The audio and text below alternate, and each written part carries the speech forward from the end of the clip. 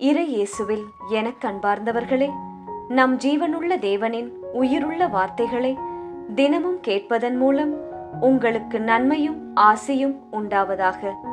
இன்றைக்கு நம் உள்ளத்தில் ஆண்டவர் பேச விரும்புகிற திருவசனம் லேவியர் 24ஆம் அதிகாரம் 2ஆம் திருவசனம். எப்போதும் குத்து விளக்கு எரிந்து கொண்டிருக்க தெளிவான ஒலிவ எண்ணெயை உன்னிடம் கொண்டுவர இஸ்ரவேல் மக்களுக்கு கட்டளையிடு.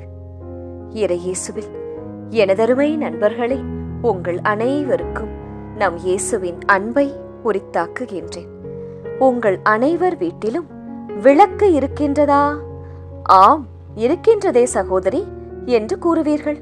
கல்யாணத்திற்கு கொடுத்தார்களே என்று நினைப்பீர்கள். அது எப்போதும் அணையாமல் எரிந்து கொண்டு இருக்கின்றதா, அல்லது சுத்தம் இல்லாமல், எண்ணெய் இல்லாமல், திரி இல்லாமல் ஒரு பக்கமாய் கிடக்கின்றதா? சிந்தித்து பாருங்கள். விளக்கு எரிய எண்ணெய் தேவை. இன்றைய வசனத்தில் அது தெளிவாக குறிப்பிடப்பட்டுள்ளது. கேட்போமா? எப்போதும் குத்து விளக்கு எரிந்து கொண்டிருக்க தெளிவான ஒலிவ எண்ணெயை உன்னிடம் கொண்டு வர இஸ்ரவேல் மக்களுக்கு கட்டளையிடு. சரி, ஒலிவ எண்ணெய் என்று அது யாரை குறிக்கின்றது தெரியுமா உங்களுக்கு? இயேசுவை.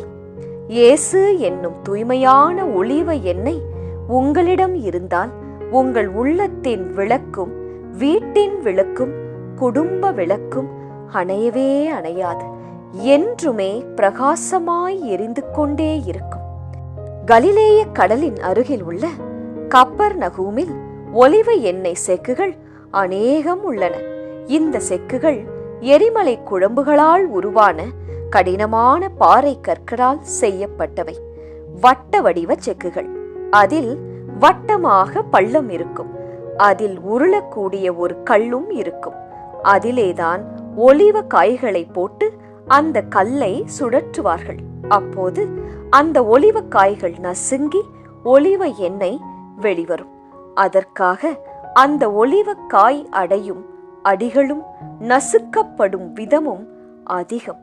அதே போலதான் நம் ரட்சிப்பு என்னும் விளக்கிற்கு ஒலிவ எண்ணெயை கொடுக்க நம் இயேசு கிறிஸ்து தன்னையே கசக்கி சொல்லொன்னா பாடுகளை சிலுவையிலே பாடுபட்டார். ஒலிவக்காய் நசுக்கப்படுவது போல இயேசுவும் வியாகுலம் அடைந்தார். நம்முடைய மீறுதலின் நிமித்தம் இயேசு காயப்பட்டார். நம்முடைய அக்கிரமங்களின் நிமித்தம் இயேசு நொறுக்கப்பட்டார். நமக்கு சமாதானத்தை உண்டு பண்ணும் ஆக்கினை இயேசுவின் மேல் வந்தது. இயேசுவின் தழும்புகளால் நாம் குணமாகின்றோம். ஒலிவ மரம் அழிக்க முடியாத மரமாம். அவை இருக்கும் தேசம் செழிப்பான தேசமாம். அதிலிருந்து பயனுள்ள எண்ணெய் கிடைக்கின்றதாம். அதன் வேர்கள் மிக வலுவானதாம். அந்த ஒலிவ மரத்திற்கும் நம் தேவன் இயேசு கிறிஸ்துவிற்கும் நிறைய ஒற்றுமைகள் உள்ளன. நியாயாதிபதிகள் 9-8ஆம் அதிகாரத்தில் அவை கூறப்பட்டு உள்ளது. மரங்களின் ராஜா ஒலிவ மரம் என்பதாய் கூறப்பட்டு இருக்கிறது. நம் இயேசு ராஜாவும் நம்மை காக்கின்றார். நம் வாழ்க்கையில் ஒளி ஏற்றுகின்றார். எப்போதும் உங்கள் குத்து விளக்கு, உங்கள் பிள்ளைகளின் வாழ்க்கை, வேலை, படிப்பு, பிசினஸ் என்னும் விளக்கு எரிந்து கொண்டிருக்க ஒலிவ எண்ணெயாகிய இயேசுவை உங்களிடம் கொண்டு வர வேண்டுமா? அவர் உங்களோடு இருந்தால் உங்கள் வாழ்க்கையின் எந்த பகுதியிலும் ஒரு துளி கூட இருளே இருக்காது. செழிப்பாக பிரகாசமாக இருப்பீர்கள். ஜெபிக்கலாமா? இயேசுவே, எங்கள் வாழ்வில் ஒளியேற்றும் ஒலிவ எண்ணெயாகிய நீர் எங்களுக்குள் வாரும்.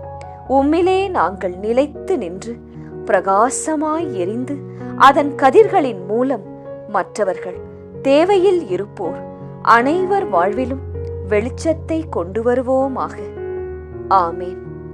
இயேசு கிறிஸ்துவின் பெரிதான நாமத்தின் நிமித்தம் ஜெபிக்கிறோம். ஆமேன்.